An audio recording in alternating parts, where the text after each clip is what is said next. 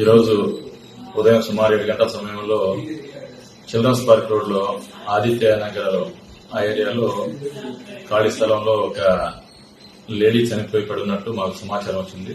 అంతటా నేను మా సిబ్బంది సదరు ప్లేస్ కి వెళ్లి పరిశీలిస్తే మాకు ఈ ప్రాథమికంగా తెలిసింది ఏంటంటే ఆ చనిపోయిన ఆమె పేరు నందిని.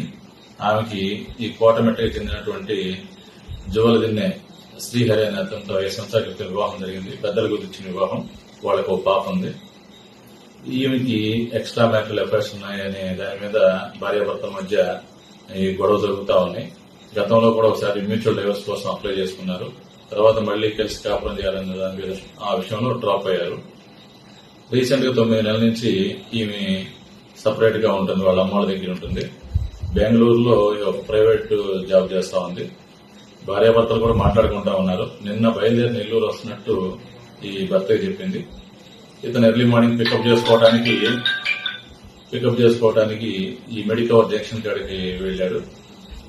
ఆమెను తీసుకుని వచ్చే క్రమంలో మళ్లీ అదే విషయంలో భార్యాభర్తల మధ్య గొడవ జరిగింది. ఈ గొడవలో అతను ముందుగా తెచ్చుకున్నటువంటి కత్తితో ఆమెని వైఫ్ ని స్టాబ్ చేసి పొడవడం వలన చనిపోయింది. తదుపరి దర్యాప్తు ఇంకా విషయాలు తెలిస్తే దర్యాప్తు చేస్తుంది. సునీత, క్యారేజ్ రెడీ అయిందా? 2 నిమిషాలండి, తెచ్చేస్తాను. నాన్నని మళ్ళీ ఇలా చూస్తాననుకోలేదు.